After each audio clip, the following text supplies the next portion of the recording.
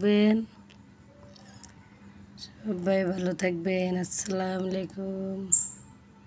এখন মাছগুলো ভালো করে মেখে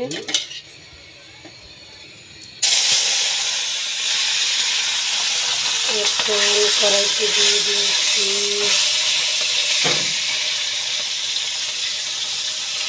এখন মাছগুলো ভালোভাবে ভেজে নেব।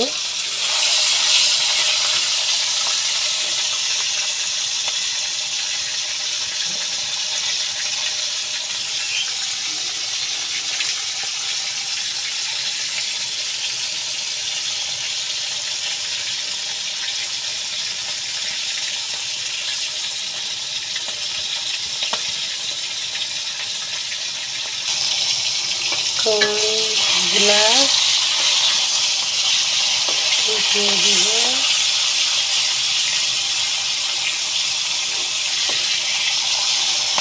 মাছ উল্টে উল্টে ভেজে নেব।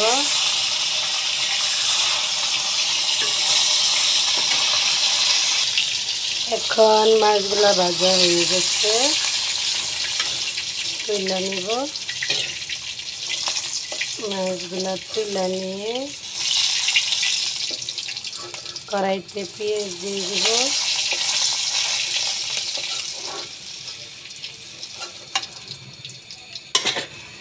এখন পেঁয়াজ কাঁচামরিচ দিয়ে দিচ্ছি।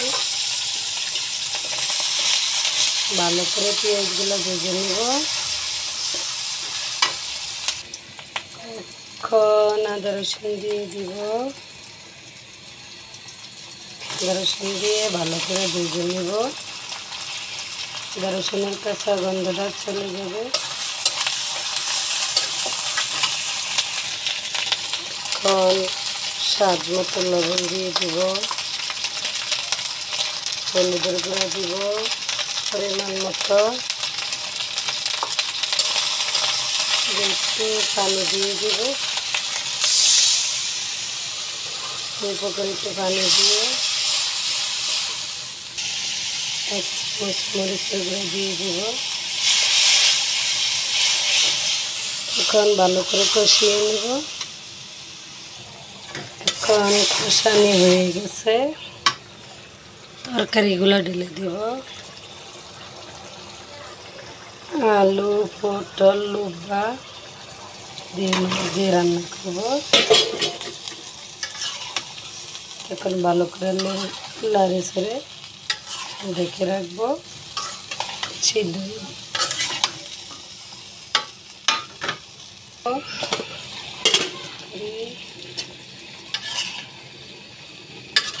এখন কষানি হয়েছে।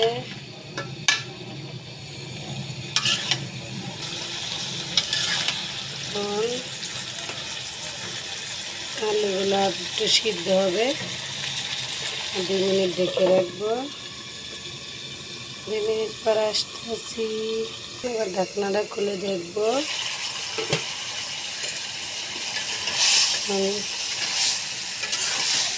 লুব্বাগুলো সবুজ সবুজ রয়েছে।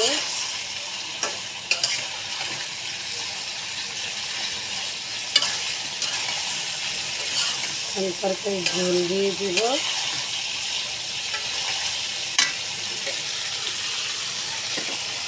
মাছগুলো দিয়ে একটু কষিয়ে নিব। মাছ দিয়ে এভাবে তরকারি কষিয়ে নিব।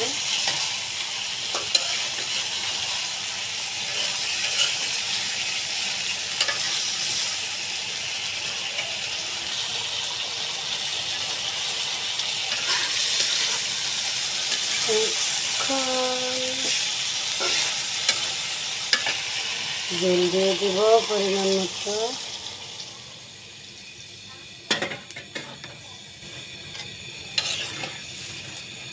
এখন ঝোল দিয়ে দিয়েছি, পরিমাণ মতো ঝোল দিছি। এখন ঢাকা দিব। চুলার আঁচটা মিডিয়ামভাবে দিব। এখন ঢাকা রাখবো।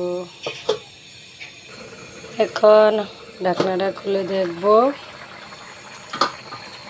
তরকারি কেমন হয়েছে।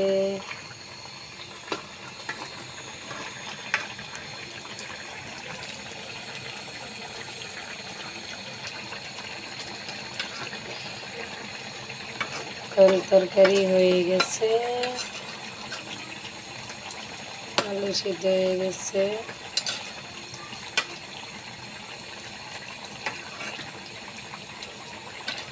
পাঁচমিশালি তরকারি রান্না করেছি। এখন নামিয়ে নিব। এখন রান্না করা শেষ, দেখেন পরিবেশন করে নিয়েছি। বাটা মাছ দিয়ে পটল, টমেটো, পটল, লুব্বা, আলু, সাথে 2টা ভেন্ডি দিয়ে রান্না করেছি। সবাই এভাবে রান্না করে খেয়ে দেখবেন, গরমের দিনে খেতে ভালো। সবাই আমার চ্যানেলটা সাবস্ক্রাইব করবেন, লাইক কমেন্ট করবেন, সবাই শেয়ার করবেন, পাশে থাকবেন।